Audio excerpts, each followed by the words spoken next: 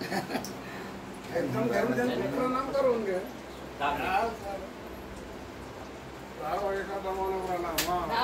सुखी होती आशा आकांक्षा पोरींच्या चर्चाप्रमाणे बोललो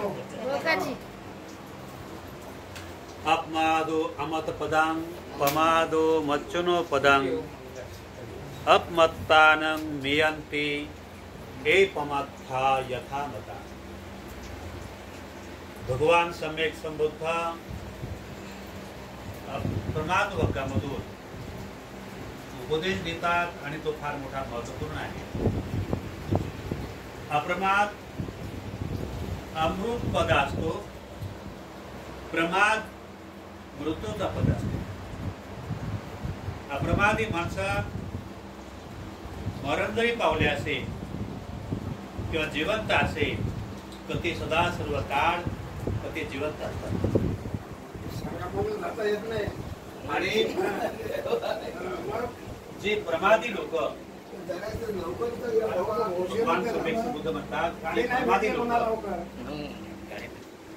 तर ते जिवंत असे किंवा मरण पावले असे तर ते सदा सर्व काळ तर ते मेलेलेच असतात.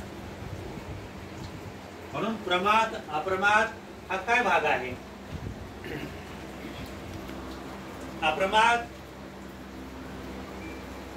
हा धम्माने सद्धम्माने जीवन जगणारे जेवढे सखोल प्रमाणामध्ये ते जीवन जगत असतात का ते अप्रमादी असतात. आणि जे सखोल प्रमाणात जीवन जगत नसतात, दुस्साहसाने जीवन जगतात, कुकर्माने जीवन जगतात, त्यांना प्रमाद असं म्हटलं भगवान म्हणतात. म्हणून प्रमाद अप्रमाद याच्यामध्ये भगवान सम्यक संबुद्धाने एवढा मोठा भेद केलेला आहे. हे फार मोठा महत्वपूर्ण जीवन आहे. अप्रमादी जीवन जगणारे जे लोक असते जगणारे जे लोक असतात तर ते लोक इतिहास कमवत असतात, इतिहास टिकवत असतात, इतिहास घडवत असतात. अप्रमादाने जीवन जगणारे लोक भगवान सम्यक संबुद्धाच्या काळामध्ये बुद्ध तर होतेच महान, पण त्यांचे भिक्षू हे होते आणि त्यांचे उपासक देखील होते.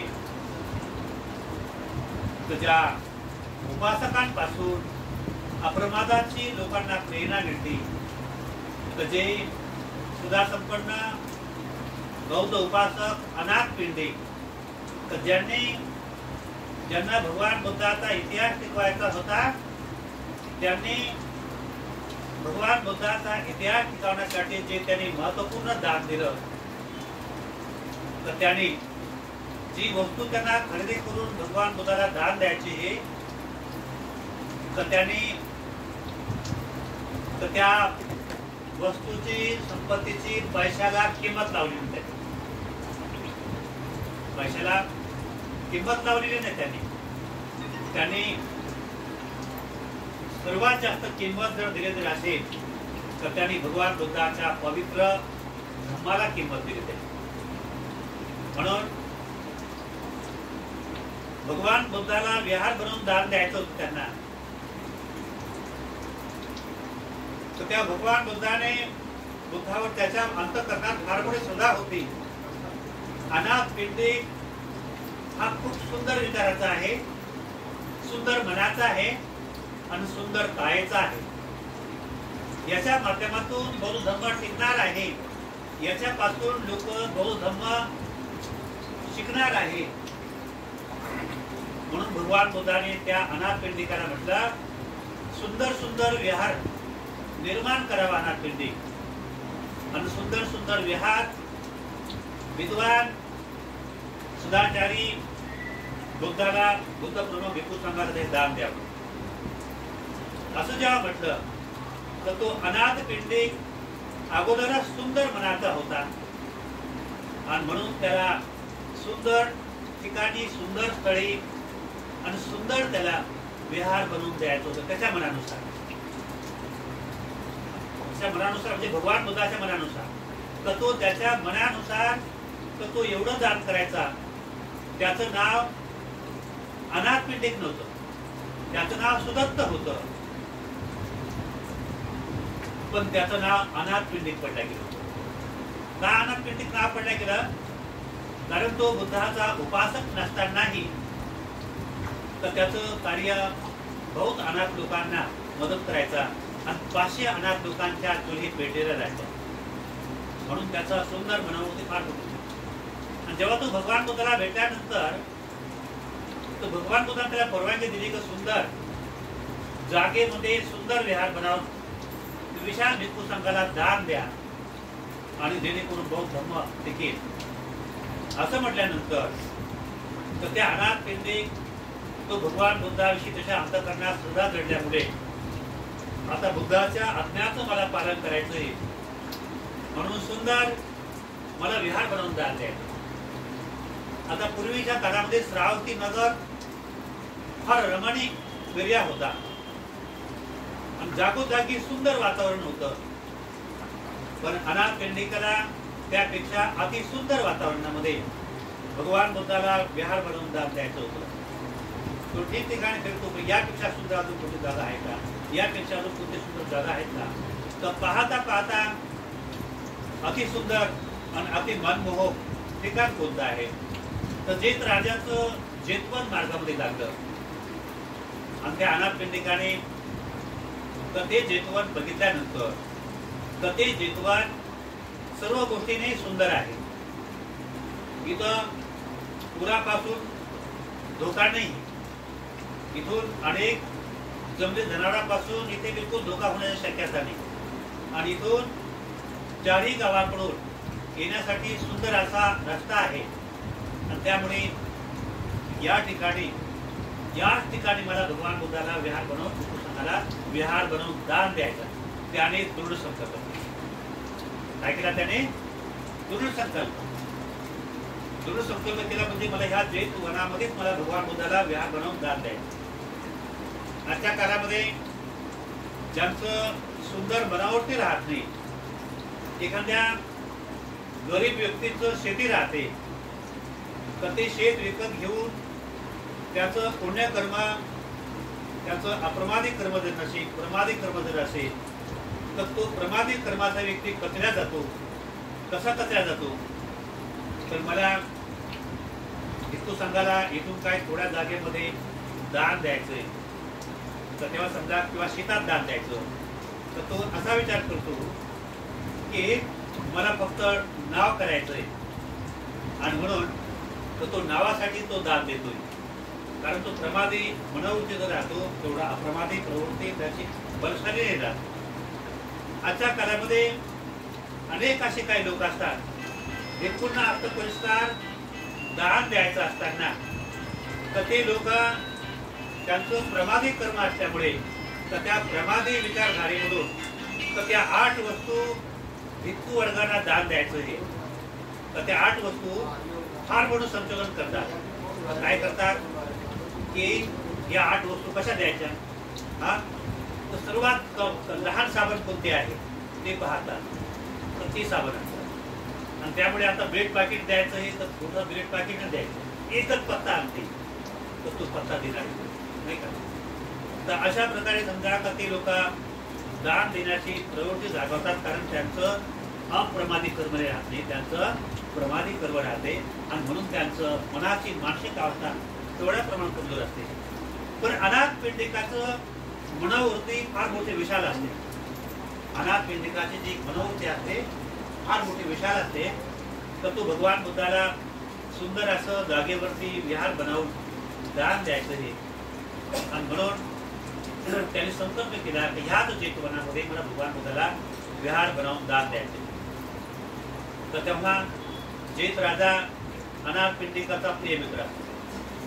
तर मला तुमचं जैतवन कोणत्या किमतीमध्ये मला विकत घ्यायचं आणि तुम्ही जी किंमत बोलाल ती मी देण्यासाठी तयार आहे. पण अनाथ जेत राजाला माहित नव्हतं हा अनाथ पिंडिक एवढा श्रीमंत असेल, पण अनाथ पिंडिकाला माहित होतं का आपण ते श्रीमंत आहोत. तर तेव्हा 8 दिवसपर्यंत वाद चालला. मी राजा आहो, मला संपत्तीची काय कमी नाही, मला विकायचं नाही. तर त्यानंतर त्याने युक्तिवाद काढला. आपल्या प्रिय मित्राचं मन आपण दुखावू शकत नाही, म्हणून त्याने म्हटलं तर माझं जेतवाद आपण खरेदी करणारच आहे का? म्हणे हो. ते किंमत आपण देणार आहात का? म्हणे हो. तर मी ऐकून घ्या. मग जेतवनामध्ये एक सोन्याची मोहर मी बिछावतो आणि जेवढी जागा झाकल्या जाईल तर तेवढी जागा देतो. तर ठीक आहे. लगेच अनाथपिंडिकाने गाड्यागाड्यांनी सोन्याच्या विटा आणल्या. अर्ध जेतवन त्यांनी बिछावून टाकलं. तर तेव्हा जेत राजा म्हणतो, अरे बाबा, या जेतवनाची एवढी किंमत नाही, आपण जास्त किंमत देत आहात. या जेतवनाची एवढी किंमत नाही, आपण अवाढव्य किंमत देत आहात. तर तेव्हा या ठिकाणी तुम्ही त्या अनाथपिंडिक म्हणतो, मी या ठिकाणी जी किंमत आहे तर ती किंमत आपल्याला बरोबर दिली आहे. पण या ठिकाणी तुम्ही काय पिकवणार आहात? या जेतवनात तुम्ही काय पिकवणार आहात? या ठिकाणी मला भगवान बुद्धाला विहार बनवून दान द्यायचं आणि या ठिकाणी भगवान बुद्धाचा 3 रत्न या ठिकाणी पिकल्या जाणार आहे. 3 रत्न या ठिकाणी पिकणार आहे. धम्म या ठिकाणी पिकणार आहे आणि धम्म हा फार मोठा अनमोल आहे, ज्याची किंमत कोणी चुकवू शकतो. तर तेव्हा धम्म असा कसा अनमोल? त्या भगवान सम्यक संबुद्धाने सांगितल्याप्रमाणे अनाथपिंडिकाने म्हटलं तर पथव्या एक राज्येन सख सगमने नवा सब लोकाधिपत्येन सोतापती फलांगोळा. जो व्यक्ती प्रथम ज्याने स्वर्गाचं राज्य प्राप्त केलं असेल, ज्याने प्रथम पृथ्वीचं राज्य त्याने प्राप्त केलं असेल, दुसरा व्यक्ती अजून वरचढ झाला, त्याने स्वर्गाचं सुख प्राप्त केलं. तर तेव्हा तो भगवान बुद्ध म्हणतात, या सर्व लोकांपेक्षाही सर्वश्रेष्ठ आहे श्रोतापती फल. आणि ते श्रोतापती फल तर पृथ्वीच्या राज्यापेक्षाही, स्वर्गाच्या सुखापेक्षाही 16 पट श्रेष्ठ दर्जाचं. तर तेव्हा हे श्रोतापती फल एवढं मोठं अवाढव्य आणि महान आहे. तर बाकी सकृतगामी, अनागामी, अहरंत, प्रत्येक बुद्ध, सम्यक संबुद्ध, तर त्यानंतर समजा आपल्या का सम्यक संबुद्ध असेल भिक्खू संघ, ते किती मोठं अवाढव्य. याला भगवान बुद्धाने अशा प्रकारचं दान ज्या व्यक्ती करतो तर ते पूयन केंद्र म्हटलेले आहे, तर ते पुण्याच्या शेती म्हटलेले आहे. तर जसं एखाद्या शेतामध्ये गहू निर्माण होण्याची शेती आहे, तांदूळ निर्माण होण्याची शेती आहे, आपल्या अनेक सडके निर्माण होण्याची, मका निर्माण होण्याची आणि सुंदर सुंदर किमतीवान चंदन निर्माण होण्याची शेती असेल. पण त्या सर्व शेतीपेक्षा एक पुण्य पिकणारी शेती जर असेल तर ती भगवान बुद्धाने निर्माण केलेली आहे. ती भगवान सम्यक संबुद्धाने निर्माण केलेली आहे.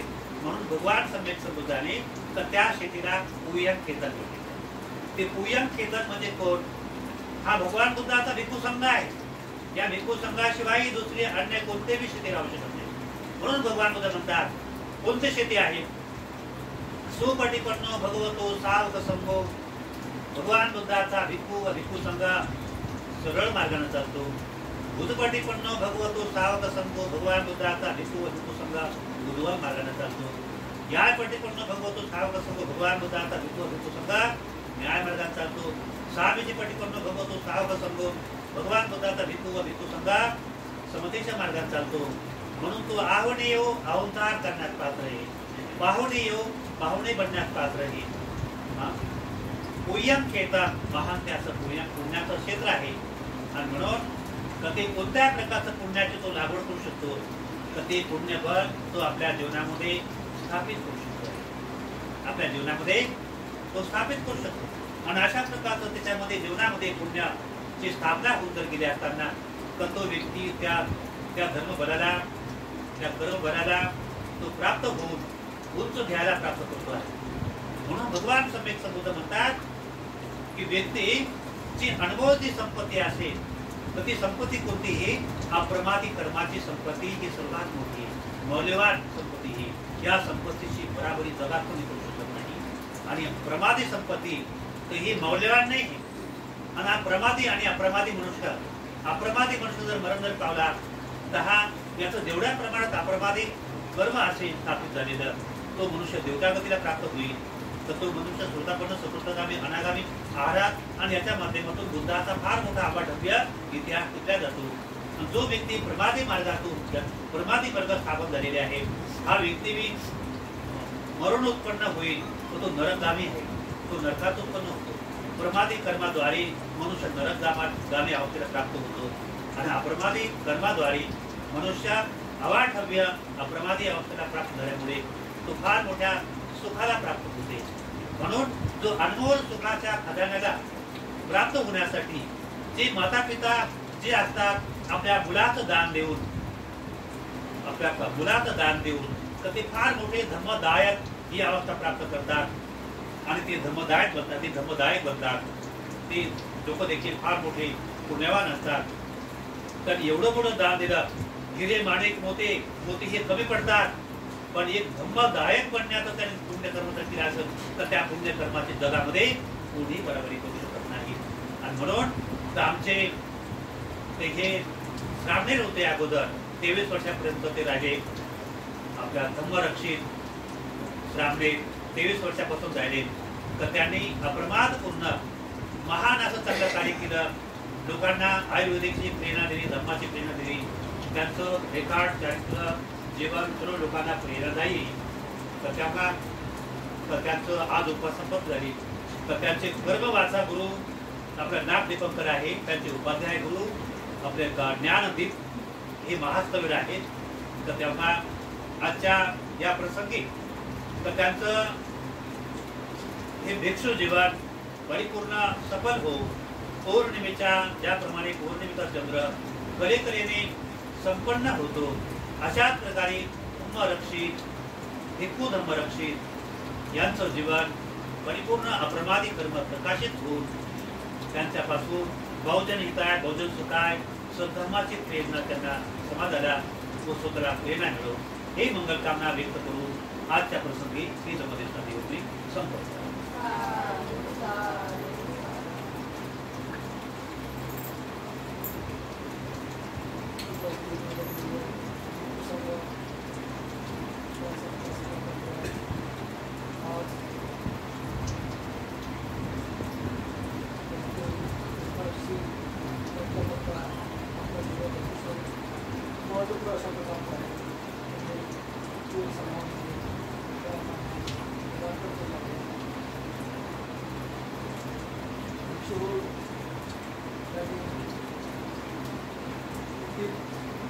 पुढील जीवन जे आहे त्या उत्सवाच्या प्रसंगी आपण ठिकाणी संघाला आहे. त्याचबरोबर उदक सीमेमध्ये उदक सीमा जी असते, कारण सीमा ज्या आहेत त्यामध्ये कायमस्वरूपी सीमा, त्यानंतर एक तात्पुरती सीमा तुम्हाला पहाड पर्वत तिथे देखील बनवता येते. त्यानंतर उदक सीमा आहे, उदक सीमेमध्ये नदी आहे, समुद्र आहे किंवा तळे असतात. तर कनार नदीच्या या उदक सीमेमध्ये बनते धम्मरक्षित यांची आज उपसंवाद झाली. त्या ठिकाणी उपाध्याय म्हणून मी होतो आणि कंबवाच्या आचार्य म्हणून बनते नागदीपंकर होते आणि 10 भिक्खूंचा समूह त्या ठिकाणी होता. कारण श्रामणेर जो आहे, श्रामणेरसाठी एक भिक्षू देखील कोणत्याही ठिकाणी त्याला दीक्षा देऊ शकतो. परंतु भिक्षू बनायचं असेल त्यासाठी वयाची 20 वर्ष पूर्ण होणे गरजेचं असते. त्यानंतर त्यांच्यावरती कुठल्याही प्रकारचा दंड नसला पाहिजे. आईवडिलांची पूर्णपणे परमिशन असली पाहिजे. आईवडिलांची परमिशन तर होतीच म्हणा. तर आज तो विधी या 10 भिक्षूंच्या उपस्थितीमध्ये कनार नदीमध्ये उदक सीमेमध्ये संपन्न झाला. आणि त्यानंतर सकाळचा नाश्ता कामठीमध्ये झाला आणि दुपारचं भोजन डोंगरे परिवारामध्ये झालं. तर आज डोंगरे परिवाराने देखील म्हणजे अशा प्रकारे पुण्य संचित केलं आहे. आणि त्याचबरोबर संते धम्मरक्षित यांच्या नावाने तुम्ही हे कुशल कर्म केलं आहे, पुण्यकर्म केलं आहे. तर आपण केल्या या पुण्याच्या प्रतापाने आपल्याला आपल्या जीवनामध्ये सुख, शांती, आरोग्य, भाग्य, संपत्ती लाभो. आपल्या मनातील इच्छा आकांक्षा या पौर्णिमेच्या चंद्रापार परिपूर्ण होत हीच या मंगलप्रसंगी भिक्खू संघ आपल्या सर्वांच्या प्रती भगवंताच्या पालिकाद्वारा या ठिकाणी मंगलकामना करीत आहे. 3 तास 6 नमो तस्स भगवतो अरहतो सम्मा सम्बुद्धस्स नमो तस्स भगवतो अरहतो सम्मा सम्बुद्धस्स नमो तस्स भगवतो अरहतो सम्मा सम्बुद्धस्स करणीयमत्तकुशलेन यन्तं सन्तं पदम् अभिसमेच्य सत्त्वो उजुत सुजुत सुवचो शस्यमुर्वनपिमानि सन्तोषतो च सुवरो च अपवेचो च सर्वं करोति शान्तिन्द्रियो च निपको च अप्रभो भूषिवननभिदो न च मुदं समाचरे किञ्चित् सुखिनो वाकेमिनो हन्तु सर्वे सत्ता भवन्तु सुखिसत्ता एकिञ्चिपानभूतसि तसावरामाशेषदीर्घवाये मान्तावमहनिमारसकानकपुरा दीठावाये वदीठाये च दूरे वसन्ति अविदूरे भूता वा सम्भवे सेवा सर्वे सत्ता भवन्तु सुखिसत्ता न परो परं निपुम्पेत नातिमय्यस्तपद्धतिनकिञ्चित् यारोसना पटिकशय्या नायमयस्य दुःखमिच्छेय माता यथा नियं पुत्रम् आयुषा एकपुत्रमनुरक्ष्ये एवं सर्वभूतेषु मानसंभावये अभिमानम् एतं च सर्वलोकस्मि मानसंभावये अभिमानम् ऊर्ध्वं मदोचति यञ्च असंवादं गवेरं सपत्तं तीर्थं चरं विष्णो वा शयानो वा यावतस्य विगतमृतो एकं सतीर्घदीक्षेय ब्रह्ममेतं विहारमिति माहो दीक्षे च उपब्रह्मं क्षीरवादस्येन सम्पन्नो कामेषु विनयं वेदं नहि जाति वपसेयं पुनरेति दुःखपत्ता च दुःखा भयपत्ता च भया शोकपत्ता च शोका हुन्तु सर्वे विपाणिनो एतावता च मे सम्पदं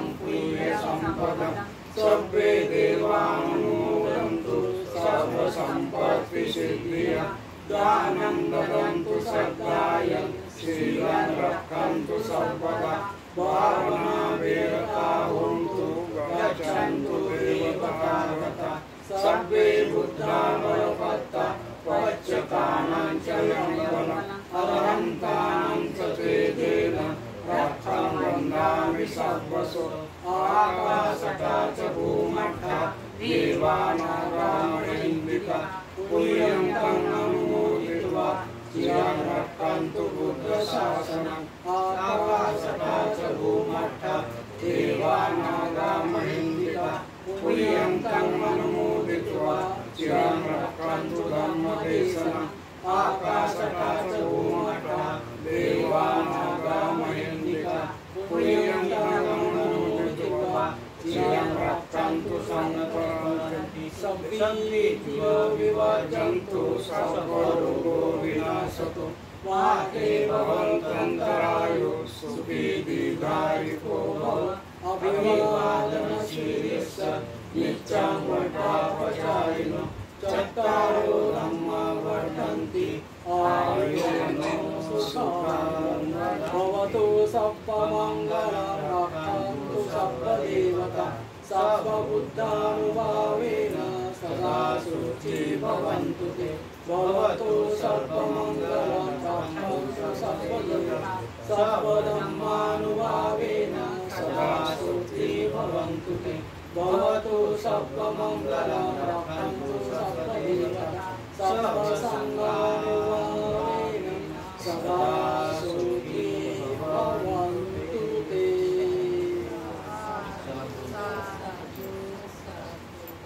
बुद्धं नमामि, धम्मं नमामि, संघं नमामि। अहं वन्दामि सर्वदा। एक गिलास पाणी घे. पाणी द्या हमको।